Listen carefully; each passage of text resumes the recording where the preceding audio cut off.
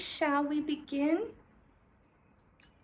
Shall we continue? Well, shall we begin, the little sisters, in the continuation of The Second Ring of Power by Carlos Castaneda. Thank you for joining us. 2. The Little Sisters. Doña Soledad seemed to be explaining something to the 4 women who surrounded her. Oh, yes, okay. All right. Now, before we continue, where did we leave off, right? Okay. I would love to give you my Sati notes on my breakdown for the transformation of Doña Soledad. But that would take a long time, and I've already been talking for a long time, and I'm working to get a little bit quicker about these starting. You know what? It is what it is. It is what it is. My peeps aren't gonna mind. Other folks might just slip on. That's cool. I'm looking for peeps who are down to rumble through the jungle, talk about things, think about things, feel even more than all of that other stuff. So, disclaimer, snatched back. But where we did leave off after that intense day, afternoon, evening, morning, yeah, it was almost probably about a good 24 hours. Ooh, or at least a good 12 hours, if nothing. 12 to 24 hours, I'll say. Carlos and Doña Soledad, oh my gosh, so much happened. However, at the end there, Carlos was getting strangled, choked out, and left his body, and then his double, his other, hit Doña Soledad in the spirit sense, spirit realm, other world. And she claims he snatched her soul. And she's a bit devastated. She's exhausted, dying, frail, like as if her essence, her energy, her organic natural essence has left her. And she's, devastated. Carlos is like, yo, okay, I think it's time for me to dip. And on cue, the little sisters pull up. So Doña Soledad is like, yay, my girls can save me now. I don't think she was that. And Carlos is like, let's see what happens. So they're exiting the house. Doña Soledad's already ran to the girls. Carlos is backing up in the vehicle. Let's see what happens. In the continuation of the hearing. 2. The Little Sisters. Doña Soledad seemed to be explaining something to the 4 women who surrounded her. She moved her arms in dramatic gestures and held her head in her hands. It was obvious she was telling them about me. I drove up the driveway to where I had been parked before. I intended to wait for them there. I deliberated whether to remain in the car or to sit casually on the left fender. I opted to stand by the car door, ready to jump in and drive away if something like the events of the previous day were going to be repeated. I was very tired. I had not slept a wink for over 24 hours. My plan was to disclose to the young woman as much as I could about the incident with Doña Soledad, so they could take the necessary steps to aid her, and then I could leave. Their presence had brought about a definite change. Everything seemed to be charged with new vigor and energy. I felt the change when I saw Doña Soledad surrounded by them. Doña Soledad's revelation that they were Don Juan's apprentices had given them such a tantalizing appeal that I could hardly wait to meet them. I wondered if they were like Doña Soledad. She had said that they were like myself and that we were going in the same direction. That could be easily interpreted in a positive sense. I wanted to believe that more than anything else. Don Juan used to call them Las Hermanitas, the Little Sisters. A most befitting name, at least for the 2 I had met, Lydia and Rosa, 2 wispy, pixie-like, charming young women. I figured that they must have been in their early 20s when I had first met them, although Pablito and Nestor always refused to talk about their ages. The other two, Josefina and Elena, were a total mystery to me. I used to hear their names being mentioned from time to time, always in some unfavorable context. I had deduced from passing remarks made by Don Juan that they were somehow freakish. One was crazy and the other obese, thus they were kept in isolation. Once I bumped into Josefina as I walked into the house with Don Juan. He introduced me to her, but she covered her face and ran away before I had time to greet her. Another time, I caught Elena washing clothes. She was enormous. I thought that she must be suffering from a glandular disorder. I said hello to her, but she did not turn around. I never saw her face. After the buildup that Doña Soledad had given them with her disclosure, I felt driven to talk with the mysterious hermanitas. And at the same time, I was almost afraid of them. I casually looked down the driveway, bracing myself to meet all of them at once. The driveway was deserted. There was no one approaching, and only a minute before they had been no more than 30 yards from the house. I climbed up on the roof of the car to look. There was no one coming, not even the dog. I panicked. I slid down and was about to jump in the car and drive away when I heard someone say, "Hey, look who's here." I quickly turned around to face two girls who had just stepped out of the house. I deduced that all of them must have run ahead of me and entered the house through the back door. I sighed with relief. The two young girls came toward me. I had to admit to myself that I had never really noticed them before. They were beautiful, dark, and extremely lean, but without being skinny. Their long black hair was braided. They wore plain skirts, blue denim jackets, and low-heeled, soft-soled brown shoes. They were bare-legged, and their legs were shapely and muscular.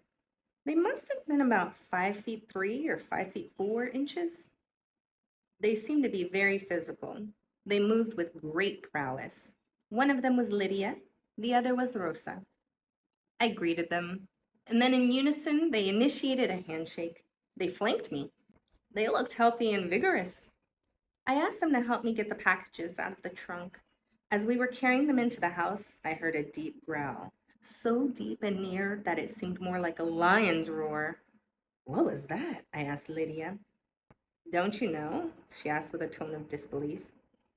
"It must be the dog," Rosa said as they ran into the house, practically dragging me with them. We placed the packages on the table and sat on two benches.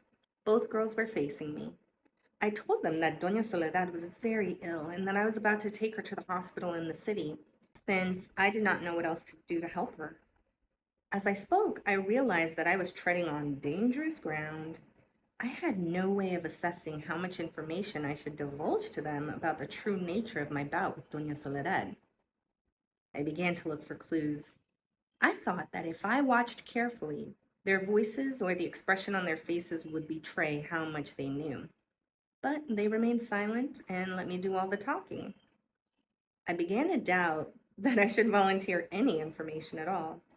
In my efforts to figure out what to do and not blunder, I ended up talking nonsense. Lydia cut me off. In a dry tone, she said that I should not concern myself with Doña Soledad's health because they had already taken steps to help her.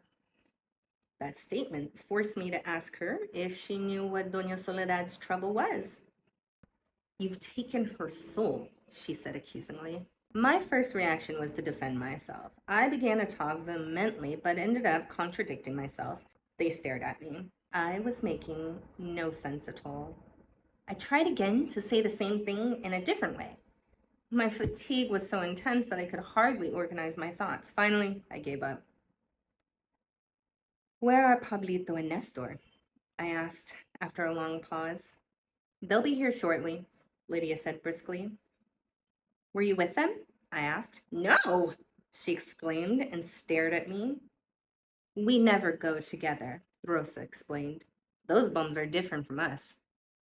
Lydia made an imperative gesture with her foot to shut her up. She seemed to be the one who gave the orders. Catching the movement of her feet brought to my awareness a most peculiar facet of my relationship with Don Juan. In the countless times that we had roamed together, he had succeeded in teaching me, without really trying, a system of covert communication through some coded movements of the feet. I watched Lydia give Rosa the sign for horrible, a sign given when anything that happens to be inside of the signers is unpleasant or dangerous. In this case, me. I laughed. I remembered that Don Juan had given me that sign when I first met Don Gennaro. I pretended not to be aware of what was going on in order to find out if I could decode all their signs. Rosa made the sign that she wanted to step on me. Lydia answered with an imperative sign for no. According to Don Juan, Lydia was very talented. As far as he was concerned, she was more sensitive and alert than Pablito and Nestor and myself. I had always been incapable of making friends with her. She was aloof and very cutting. She had enormous, black, shifty eyes that never looked straight at anyone, high cheekbones, and a chiseled nose, which was a bit flat and broad at the bridge. I remembered her having red, sore eyelids and everyone taunting her on account of that. The redness of her eyelids had disappeared, but she continued to rub her eyes and blink a great deal. During my years of association with Don Juan and Don Gennaro, I had seen Lydia the most, and yet we had probably never exchanged more than a dozen words with each other. Pablito regarded her as a most dangerous being. I always thought she was just extremely shy. Rosa, on the other hand, was very boisterous. I thought she was the youngest. Her eyes were very frank and shiny. She was never shifty, but very bad-tempered. I had talked with Rosa more than anyone else. She was friendly, very bold, and very funny. Where are the others? I asked Rosa. Aren't they going to come out? They will be out shortly, Lydia answered. I could tell from their expressions that friendliness was not what they had in mind. Judging from their foot messages, they were as dangerous as Doña Soledad, and yet, as I sat there looking at them, it occurred to me that they were gorgeously beautiful. I had the warmest feelings for them. In fact, the more they stared into my eyes, the more intense that feeling became. At one moment, it was sheer passion that I felt for them. They were so alluring that I could have sat there for hours just looking at them. But a sobering thought made me stand up. I was not going to repeat my bungling of the night before. I decided that the best defense was to put my cards on the table.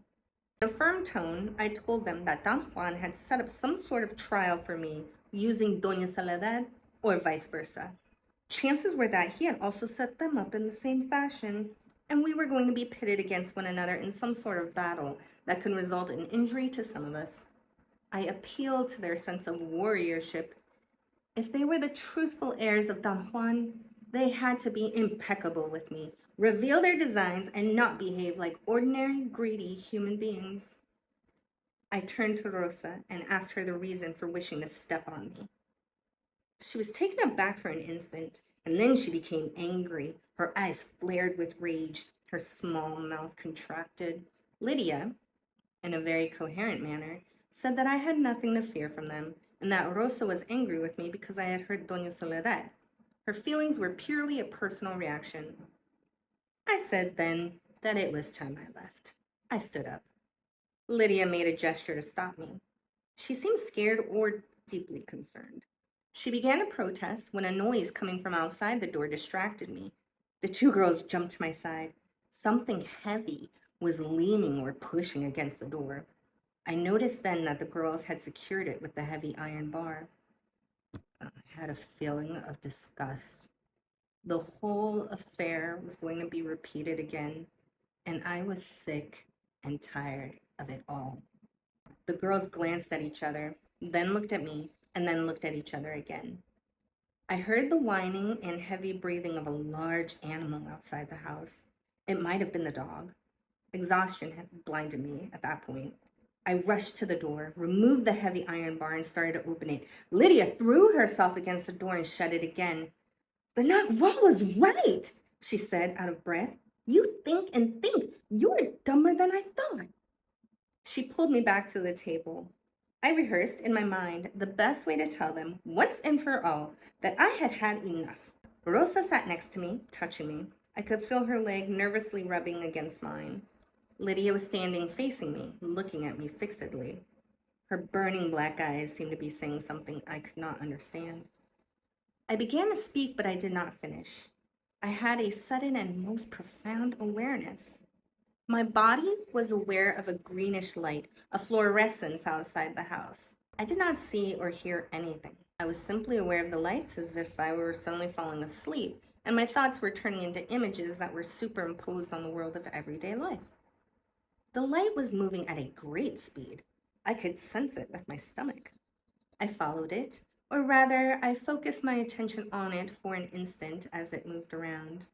A great clarity of mind ensued from focusing my attention on the light.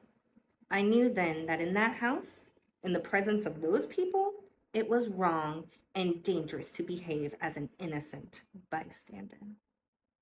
Aren't you afraid? Rosa asked, pointing to the door.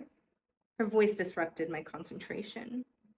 I admitted that whatever was there was scaring me at a very deep level, enough to make me die of fright. I wanted to say more, but right then I had a surge of wrath and I wanted to see and talk with Doña Soledad. I did not trust her. I went directly to her room. She was not there. I began to call her, bellowing her name. The house had one more room. I pushed the door open and rushed inside. There was no one in there. My anger increased in the same proportion as my fear. I went out the back door and walked around to the front. Not even the dog was in sight. I banged on the front door furiously. Lydia opened it. I entered. I yelled at her to tell me where everybody was. She lowered her eyes and did not answer. She wanted to close the door, but I would not let her. She quickly walked away and went into the other room. I sat down again at the table. Rosa had not moved. She seemed to be frozen on the spot. We are the same, she said suddenly. The Nahual told us that. Tell me, then, what was prowling around the house? I asked. The ally, she said. Where is it now? It is still here. It won't go. The moment you're weak, it'll squash you. But we're not the ones who can tell you anything. Who can tell me then? La gorda, she exclaimed, opening her eyes as wide as she could. She's the one. She knows everything. Rosa asked me if she could close the door, just to be on the safe side. Without waiting for an answer, she inched her way to the door and slammed it shut.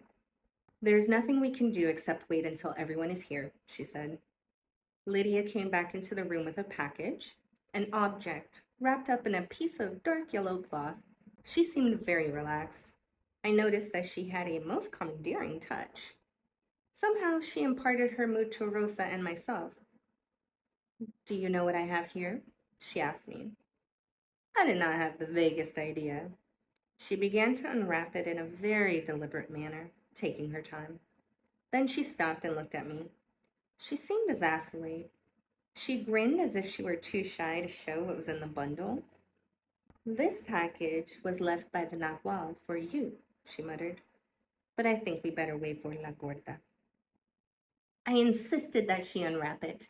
She gave me a ferocious look and took the package out of the room without saying another word. I enjoyed Lydia's game. She had performed something quite in line with Don Juan's teachings. She had given me a demonstration of how to get the best use out of an average situation. By bringing the package to me and pretending that she was going to open it, after disclosing that Don Juan had left it for me, she had indeed created a mystery that was almost unbearable. She knew that I had to stay if I wanted to find out the contents of that package. I could think of a number of things that might be in that bundle. Perhaps it was the pipe Don Juan used when handling psychotropic mushrooms. He had intimated that the pipe would be given to me for safekeeping. Or it might have been his knife, or his leather pouch, or even his sorcery power objects. On the other hand, it might have been merely a ploy on Lydia's part. Don Juan was too sophisticated, too abstract to leave me an heirloom. I told Rosa that I was dead on my feet and weak from hunger. My idea was to drive to the city, rest for a couple of days, and then come back to see Pablito and Nestor. I said that by then I might even get to meet the other two girls. Lydia returned then, and Rosa told her of my intention to leave. The Nahual gave us orders to attend to you as if you were himself, Lydia said. We are all the Nahual himself, but you are even more so, for some reason that no one understands. Both of them talked to me at once and guaranteed in various ways that no one was going to attempt anything against me as Doña Soledad had. Both of them had such a fierce look of honesty in their eyes that my body was overwhelmed. I trusted them. You must stay until La Gorda comes back, Lydia said. The Nahual said that you should sleep in his bed, Rosa added. I began to pace the floor in the throes of a weird dilemma. On the one hand, I wanted to stay and rest. I felt physically at ease and happy in their presence, something I had not felt the day before with Doña Soledad. My reasonable side, on the other hand, had not relaxed at all. At that level, I was as frightened as I had been all along. I had had moments of blind despair and had taken bold actions, but after the momentum of those actions had ceased, I had felt as vulnerable as ever. I engaged in some soul-searching analysis as I paced the room, almost frantic. The two girls remained quiet, looking at me anxiously. Then all of a sudden, the riddle was solved. I knew that something in me was just pretending to be afraid. I had become accustomed to reacting that way in Don Juan's presence. Throughout the years of our association, I relied heavily on him to furnish me with convenient pacifiers for my fright. My dependency on him had given me solace and security, but it was no longer tenable. Don Juan was gone.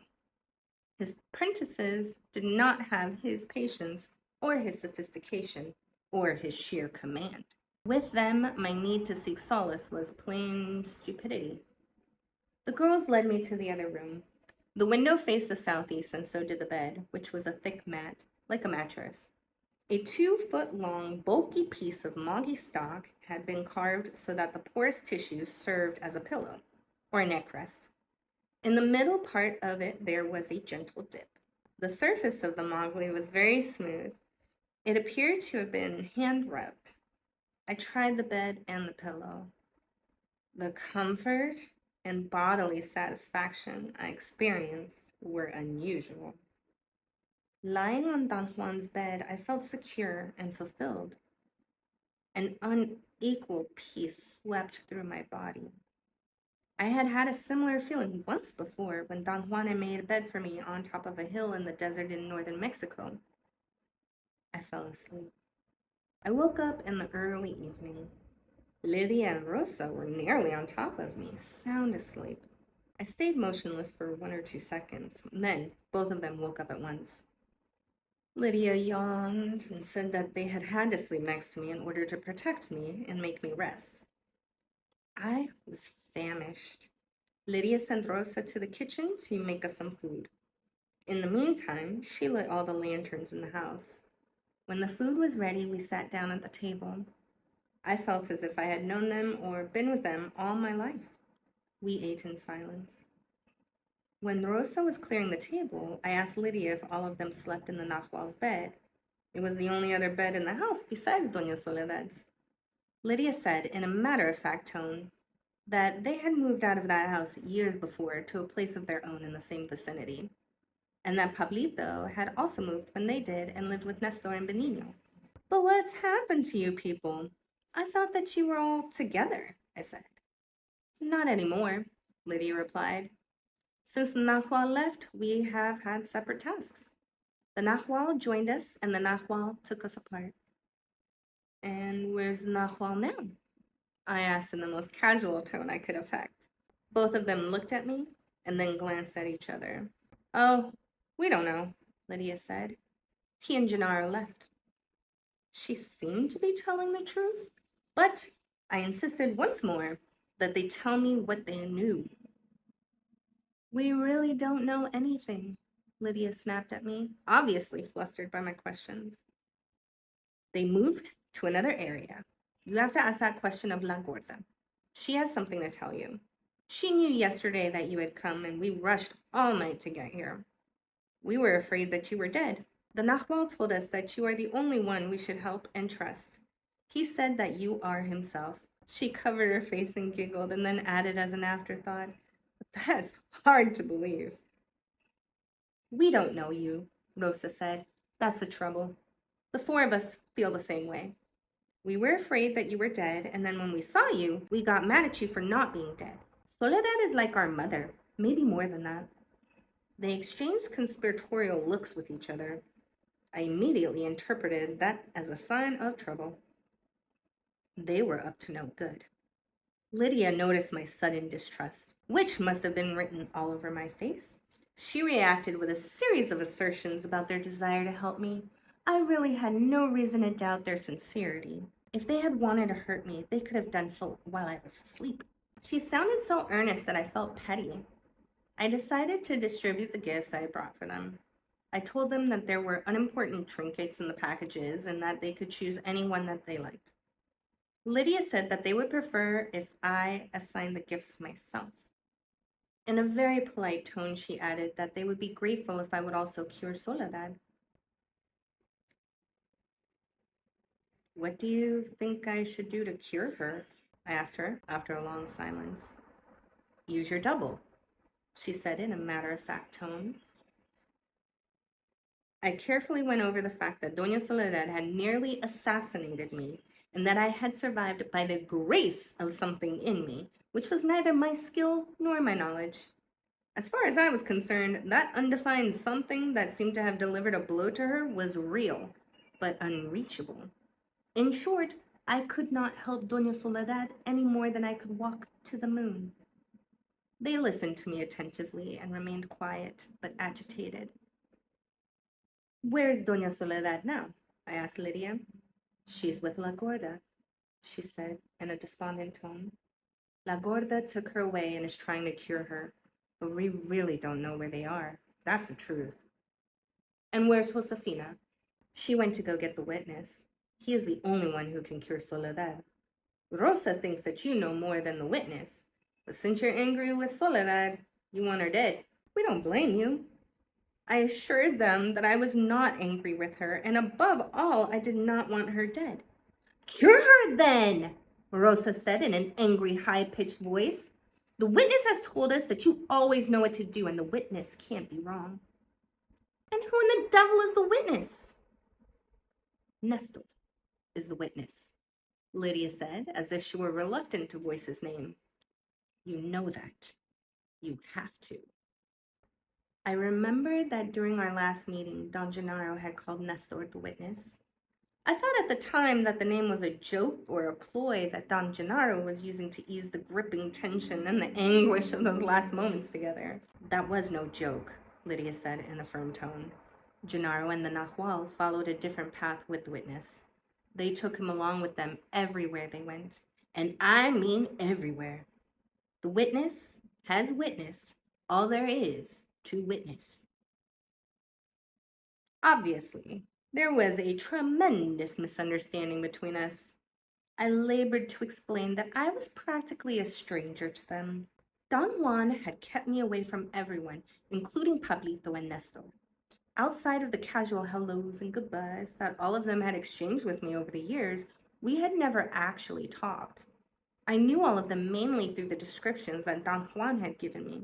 Although I had once met Josefina, I could not remember what she looked like, and all I had ever seen of La Gorda was her gigantic behind. I said to them that I had not even known until the day before that the four of them were Don Juan's apprentices, and that Benigno was part of the group as well.